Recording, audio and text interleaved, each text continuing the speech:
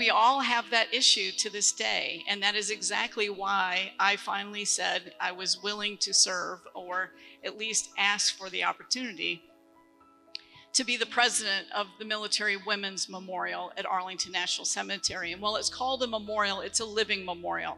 The 3 million women that have defended this nation from the Revolutionary War to today have just made such an impact on all of us and changed society.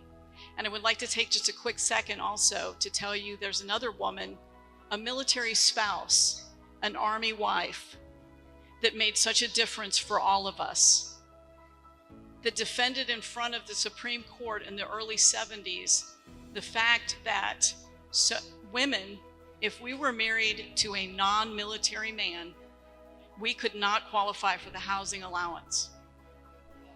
Couldn't do it. Ruth Bader Ginsburg defended in front of the Supreme Court.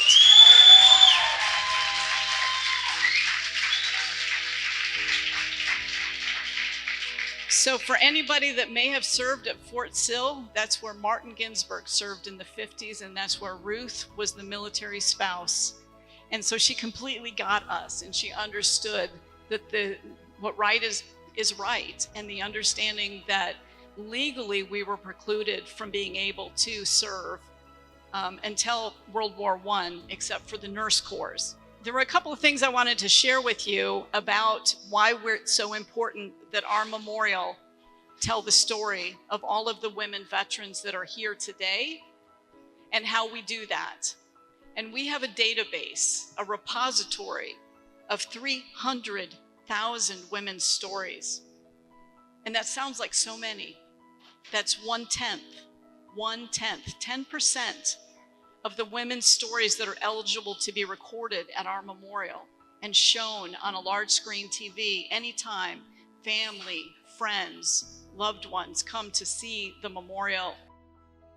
So 23 years ago, almost exactly, October 18th of 97 was our dedication ceremony.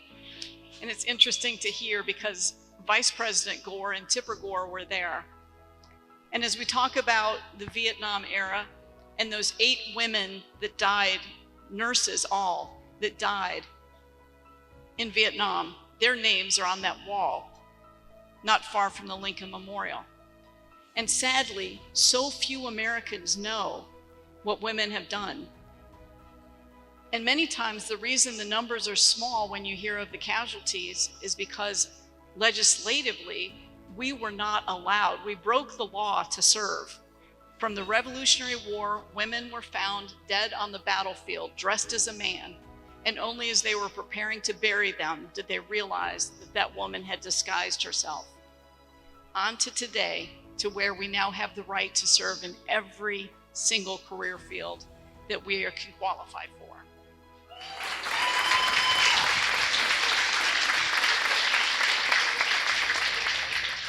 So Loretta Swit was also there. Hot Lips Houlihan from MASH was there for the dedication ceremony, and she stayed a trusted friend of our original president, Brigadier General retired Wilma Vaught. Wilma Vaught, Air Force. The memorial is called the house that Wilma built, because without her dedication and her incredible tenacity, I'm not sure it could have happened. From the mid-'80s, she served as president and is now president emeritus, soon to turn 91 years of age. And she comes to the office, even in COVID, to make sure that the obituaries of women that have served are properly cataloged into that repository, that database that means so very much to her and to the country, actually to the globe. We have people that come from across 27 different countries to conduct research on our database and our library. We have more artifacts, more uniforms, more helmets, more boots that women have worn in the military than anywhere in the world. And we're so proud to be able to share and showcase not only at our memorial, but at the Smithsonian's and museums across the country. We are proud to be able to share those and showcase that. from the Spanish-American War, where nurses signed contracts before they were actually allowed to be in the military. And thank goodness for some of our sponsors that have helped us to digitize some of these that are cracking and would otherwise not be able to be shown to the public. So I want to talk about the women here, even at the table where I was sitting, that have not yet registered their stories of service. And I'm willing to bet for many of the men in this room, they have an aunt, a mother, a grandmother, a sister, a cousin woman that has served, and their name most likely is not in our database. So I'm going to challenge all of you, and I have many of these forms, many of these with me. Come and pick one up from me, please. It has the form in order to register any woman that has not only worn the military uniform, but also served with. So let me be clear. If they were a Red Cross nurse in World War II, if they were part of the Nurse Cadet Corps, if they were actually WASP for the longest time, are women air service pilots, 1,100 of them, 32 of whom died while flying those planes. They were, until 1977, not considered to be a veteran. So I'm challenging all of you to find one woman and make sure we get them registered as soon as possible. Part of what we tell the story, it looks like a very large baseball card, if you will. It's 8.5 by 11. It has a photo of that woman, if you have it. It tells what rank, what years they served, what their awards were, where they served, what units. In my case, I'm proud to say things like 18th Airborne Corps. I gotta have some Army in the house, come on. There's some Army somewhere. But the most challenging thing that I would tell you takes the most amount of time to complete this single page form to register that story of service is the most memorable experiences. I'm going to share two with you. The two that I want to talk about. So most memorable experiences, one lady, as I was looking up, just dumpster diving into the registry to learn about one of these fantastic women, an Air Force nurse that served from 58 to 62 at Andrews Air Force Base, just outside of Washington, D.C. So as she served, she's at the hospital there, and military police in a Jeep drive up and say, we need a nurse and a kit bag to go out to the flight line to take care of a guy that's been injured. They had driven from the flight line, and it made no sense to her. Why didn't you just bring the military guy with you?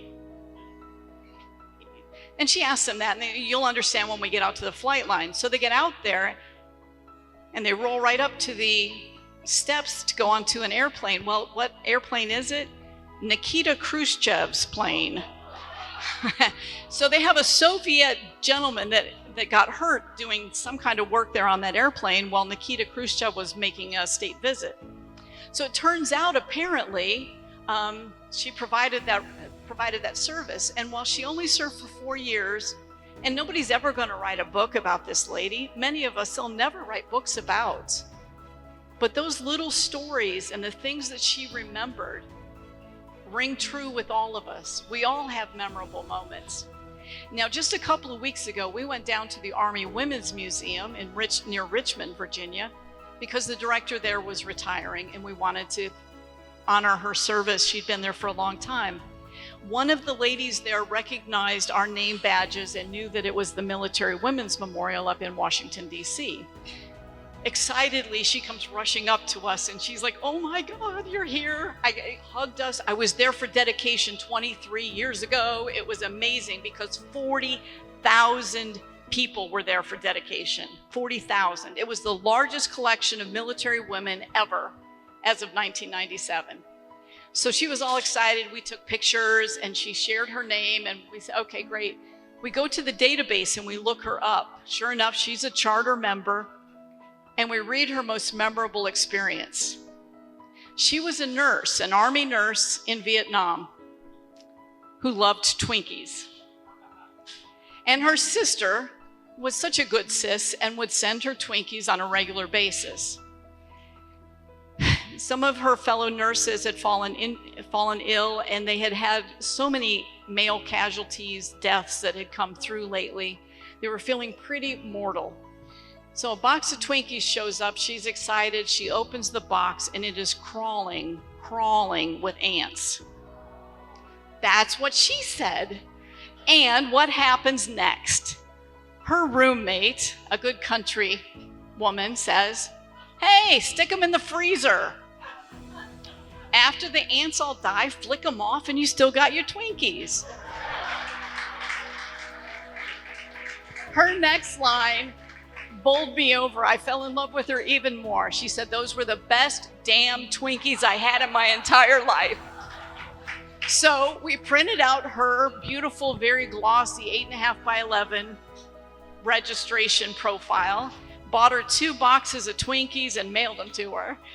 She called us immediately to say, "I would have never known that my little story would have told such a great story and moved us the way it did."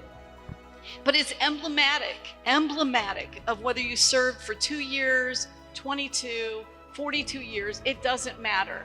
The camaraderie and the kinship that all of us have, male or female, just really is so powerful. And every one of these stories sort of strikes a chord. It resonates with all of us how special it is. So again, I challenge you, please make sure that every one of you that are here that are women veterans, and any of you that know a woman veteran that should in fact have their story told, we pull them all the time and just read through them. And we want to make some coffee table books over time, and they'll be randomly drawn across now 6 services, because we have women from the Space Force that have registered their service. So we have so much going on there, to include in less than 2 years, we will have our 25th anniversary. And as luck would have it, next month we rebrand, change our logo a little bit. But for very special occasions, we're going to turn it to Orchid Purple. So it's just as interesting that here I am tonight for an Orchid Gala, and our events will become Orchid Purple. We're going to uplight the front of the memorial in purple on only very special events. Service dogs are known for purple. Purple Heart, okay, I don't need to say more there, but also for our big anniversary events, we intend to do that. We do have a capital campaign that will launch next year, and we will be completely renovating and layering all kinds of new technology into the memorial to tell the story in a much more current way. And we will reopen and have a major rededication ceremony in 2023. So we'll let you all know, because I'd love to break the record of that 40,000 that were there in '97 when we do the big rededication in 2023. Many of us were not there, myself included, and while I was serving, I was a little busy, not with all 8 of those kids at that point in my life, but I had a few of them. So again, very proud to be here, so pleased to be with my sisters in arms, my brothers in arms, and you know, we're up to 11% of the veteran population, but 17% now that are currently serving. And we only see those numbers increasing as our opportunities continue to grow. Thank you.